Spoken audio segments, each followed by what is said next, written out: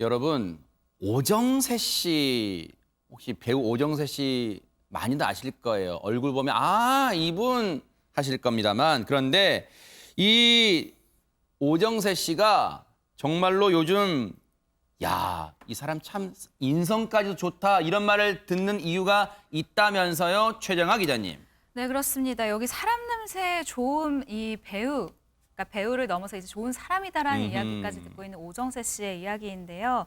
지난 주말 한 실내 공원입니다. 실내 놀이공원인데 이 놀이공원에 성인 남성 2명이 이제 두 손을 꼭 잡고 깍지를 낀 채로 이렇게 회전목마에 올라타는 모습이 보이고 있죠. 이 모습이에요? 네, 이렇게 남성 2명이 이렇게 올라가고 있어요. 드라마 근데 촬영인가요? 네, 그렇게 보일 수도 있어요. 어허. 왜냐면 저 초록색 티셔츠라던가 이런 모습이 이 네. 오정세 씨의 극중 이 캐릭터와 똑같은 아, 실제 그래요? 의상이에요. 아. 그래서 이 긴 머리에 가방까지 옆으로 맨 모습이 굉장히 비슷해 보이는데 일단 여기서는 얼굴이 잘 보이지 않죠. 네. 그래서 얼굴을 조금 더 자세히 저희가 찾아보겠습니다. 네. 그런데 여기서 초록색 옷을 입은 분이 바로 배우 오정세 씨고요. 아, 가로줄무늬. 네, 아. 맞습니다. 그리고 그 옆에 남성은 첼리스트 배범준 씨입니다. 그래요? 어허. 이 두 사람 영화라던가 뭐 드라마로 만난 것이 아니고요. 이날은 배우와 팬의 만남으로 아주 특별한 데이트를 했다고 합니다. 아하. 뭔가 이 저렇게 첼리스트와 배우 오정세 씨 접점이 안 보이는데 최단비 변호사님 둘이서 어떤 팬미팅한 거에 1대1로 어떻습니까? 그냥 말씀하신 것처럼 보면 배우와 팬의 만남인가? 근데 그렇지가 않습니다. 저 둘의 만남에는 특별한 사연이 있는데 이 사연은 저 사진 뒷면에 있는 얘기를 들어봐야 알 수가 있어요. 저 첼리스트 배범주 씨의 동생 배지수 씨가 자신의 SNS에 전날의 만남이 이루어질까지의 내용을 글로 썼는데 오정세 씨가 지금 극 중에서 하고 있는 역할이 있습니다. 근데 그 드라마에서 오정세 씨가 어떤 팬미팅에 갔다가 소리를 지르면서 울부짖는 장면이 있는데 그때 배범준 씨가 이것을 보고 내가 저 오정세 씨의 극중 인물의 얘기를 하면서 달래주고 지켜줘야겠다라고 얘기를 하면서 그때부터 맨날 오정세 씨와 뭘 함께 하고 싶다, 뭘 함께 하고 싶다는 얘기를 계속했다는 거예요, 동생한테. 그래서 동생이 오빠가 거듭해서 얘기를 하니까 이렇게 엄청난 재촉에 이 얘기를 전달을 하게 됐는데 너무 감사하게도 오정세 씨가 바로 오빠를 만나주겠다 이렇게 얘기를 하면서 이 만남이 성사가 되게 됐고요. 정말 감동받고 놀랐다 이렇게 설명을 했습니다. 아니 대체 극 중에서 어떤 역을 연기했길래 꼭 만나야 된다 이런 생각을 하게 됐을까요? 박성배 변호사님. 배범준 씨가 첼로 연주자이긴 하지만 지적장애 2급입니다. 그리고 오정세 씨 굉장히 연기를 잘하는데 최근 극 중에서 맡고 있는 역할이 발달장애 3급을 가진 문상태라는 캐릭터입니다. 더 설명을 드리자면 배범준 씨 지적 능력은 3세이고 생활 능력은 7세입니다. 3세 때 큰 사고를 겪어서 초등학교 입학 이후에 그 증세가 악화됐다고 하는데 이 배범준 씨를 위해서 오정세 씨가 극중 문상태의 모습을 그대로 보여준 겁니다. 네. 헤어스타일, 옷, 말투, 걸음걸이 하루 종일 내내 문상태의 모습 그대로 배범준 씨 옆에 있었던 겁니다. 아, 그런데 이제야 앞서 그 놀이공원에서 손 꼭 잡고 다닌 게 이제야 정말 최단비 변호사님 말씀처럼 이해가 되네요, 최진봉 교수님. 네, 그렇습니다. 이 동생이 SNS 글을 올렸어요. 뭐라고 해요? 세상에 이런 사람이 존재하는 것에 감사하다는 글을 올렸습니다. 오정세 씨가 극 중에서 캐릭터의 그 모습 그대로로 이 배범준 씨한테 그대로 보여준 거잖아요. 배범준 씨는 아마 이렇게 생각했을 거예요. 그 TV에 나오는 그분이 바로 내 옆에 있구나라고 생각했을 거고 배우로 보기보다는 문상태라는 역으로 저는 대했다고 보거든요. 그리고 같은 눈높이에서 이 배범준 씨와 함께 시간을 보내준 거잖아요. 얼마나 감사했을까. 왜냐하면 배범준 씨가 그 장면을 보고 내가 달래줘야 된다. 내가 이 사람 위로해줘야 된다라고 얘기를 했다고 하면 같은 눈높이에서 이 사람과 함께 행동해 주는 것이 결국 배범준 씨한테는 큰 행복을 줬을 거라고 저는 생각해요. 또 배범준 씨 입장에서는 이 오정세 씨가 아니라 그 극 중에 상태라는 사람에 대해서 내가 애틋한 마음을 갖고 있는 것을 표현할 수 있는 기회를 또 줬으니까 저는 그런 점에서 본다고 하면 이 오정세 씨의 이 마음 정말 너무너무 소중합니다. 그러니까요. 본인이 갖고 있는 캐릭터를 그대로 살려서 배범준 씨와 같은 눈높이로 하루를 같이 보내주고 또 위로도 받고 위로도 해주고 얼마나 큰 위로가 됐겠어요. 배범준 씨 입장에서는. 그런 차원에서 본다고 하면 연예인이기 이전에 정말 한 사람으로서 다른 사람을 향한 배려가 너무 크다. 그리고 늘 장애인에 대한 연구와 노력을 하고 있다고 본인도 얘기하고 있거든요. 그 모습이 그대로 드러나서 저는 정말 멋진 배우다 이런 생각이 들었습니다. 어떻게 보면 꼭 만나고 싶었던 배우가 아니라 꼭 만나고 싶었던 형일 겁니다. 배범준 씨한테도 남다른 시간이었을 것 같아요. 그렇습니다. 첼리스트 배범준 씨 지적 장애라고 하는데 SNS에 25일 날 이런 문자를 올렸습니다. 어. 천사를 만나면 물음표를 쳤어요. 그리고 눈이 부시다. 바로 쳐다볼 수가 없다. 눈물이 난다. 만나기 전에도 만난 후에도 이런 식으로 자기의 그 느낌 그리고 기쁨을 이런 간결하지만 아주 함축된 문자로 표현을 아주 멋있게 했습니다. 멋집니다. 저는 아무리 방송을 해도 저런 표현을 쓸 수가 없는데 어떻게 저렇게 마음에 와닿는 표현을 할 수가 있을까요? 관련 영상 한번 보시고 이어가 보도록 하겠습니다. 지금 이제는 몰라. 헤어질까도 몰라. 아, 왜 그래. 다음에 또 만나면 되지. 다음에 또 만나. 그래, 다음에 또 만나. 범준아, 그 공룡 이름을 뭐라고 지어줄 거야?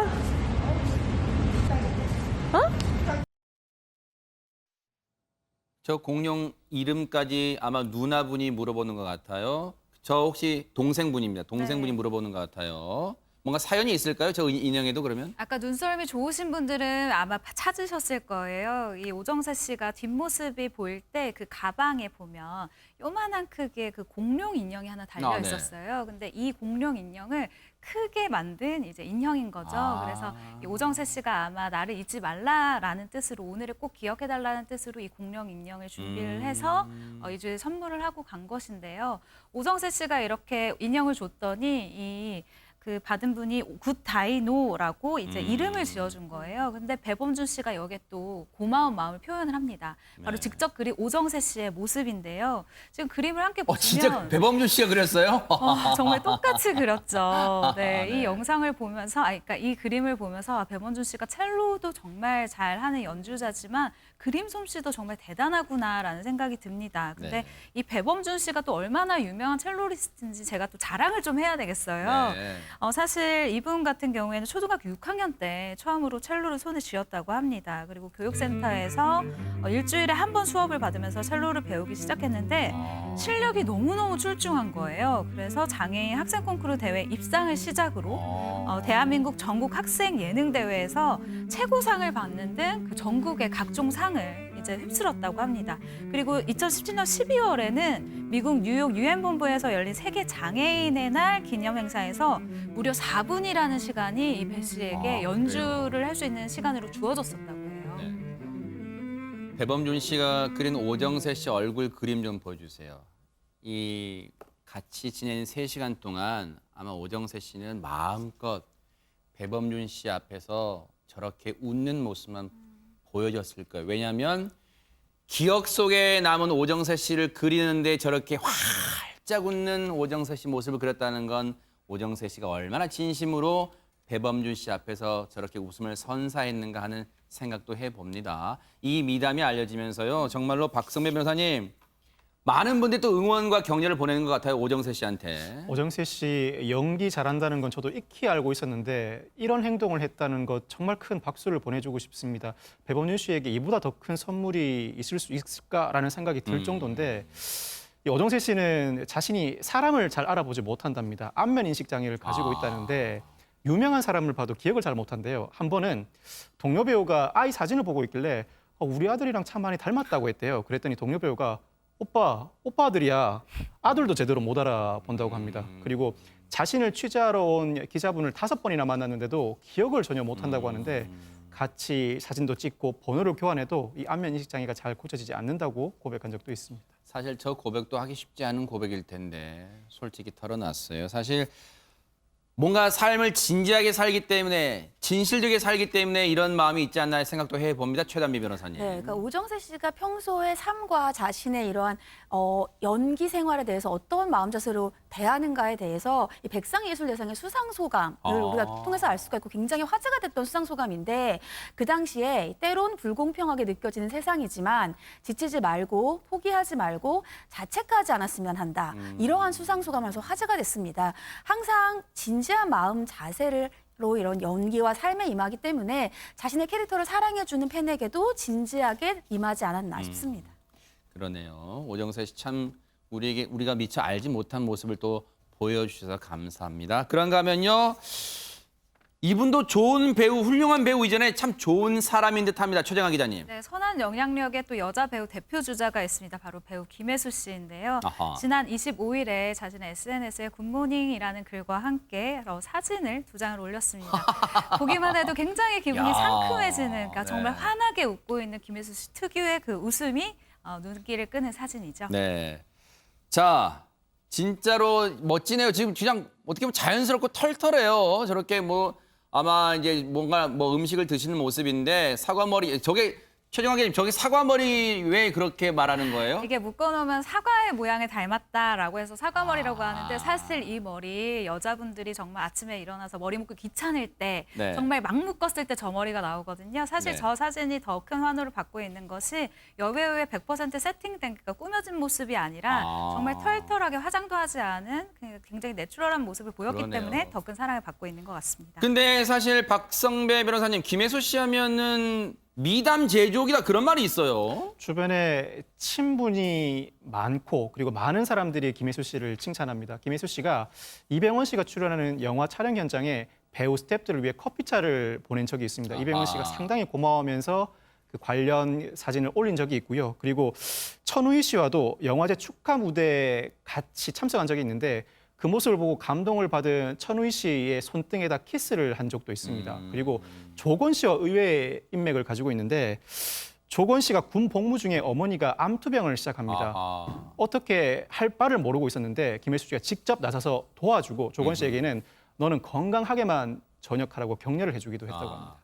그런 점에서 사실 김혜수 씨한테는 독보적인 배우다. 진짜 뭔가 따라잡을 수 없다 이런 생각도 드는데요. 관련 얘기 들어보시고 이어가 보도록 하겠습니다. 근데 저는 되게 감사하면서도 되게 좀 부담스러워요. 그러니까 대체 불가라는 건 상당히 굉장한 칭찬이죠, 배우에게. 그렇죠. 이제 배우라는 자체가 이제 고유성이 있기 때문에 사실은 누구나 그 배우가 안 되면, 그러니까 아니면 안 되는 면은 있는 것 같아요. 근데 이제 역할이 워낙 강렬하다 보니까 개인적으로 조금 부담을 있긴 해요. 제가 그 전에도 액션이 여성 액션이 많이 기획되지는 않지만 그래도 뭐 그럴 때마다 간간히 들어오긴 했었던 것 같아요. 근데 제가 보기하고는 다르게 저 되게 좀 그 다치는 거 너무 무서워하는 좀 겁쟁이거든요. 이제 얘기나 캐릭터에 끌리면은 하게 되더라고요. 다치는 걸 무서워한다. 근데 지금까지 나왔던 영화를 보면 좀 그런 생각과 좀 다르다는 생각도 들어요. 네, 정확한데요. 사실 모든 영화에서 몸을 사리지 않는 배우다라는 것으로 유명합니다. 실제로 함께 호흡을 맞췄었던 뭐 한석규 씨, 박중훈 씨, 송강호 씨, 김윤석 씨 등이 정말 많은 이야기를 했었는데 호흡을 맞출 때 정말 최고의 배우였다, 존경하는 배우다, 관록의 여배우다, 쿨한 프로다, 국보급 배우다라는 칭찬을 이어간 바가 네. 있습니다.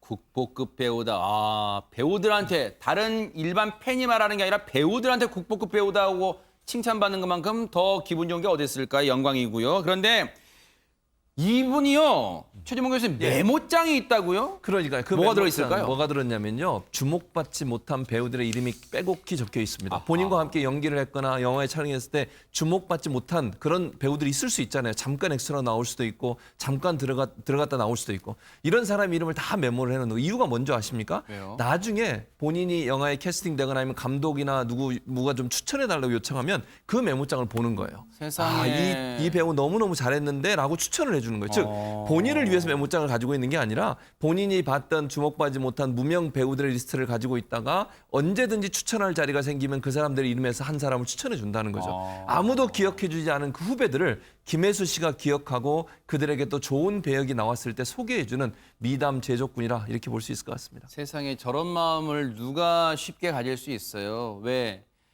나도 그냥 내가 영화 출연해서 나 먹고 살기도 바쁠 텐데 세상에 무명 배우, 동료인 무명 배우, 후배인 무명 배우들, 또 선배일 수도 있잖아요. 무명 배우는. 그분들을 늘 메모장에 가지고 다니면서 아마 계속 읽으면서 머릿속에 되뇌일 거예요.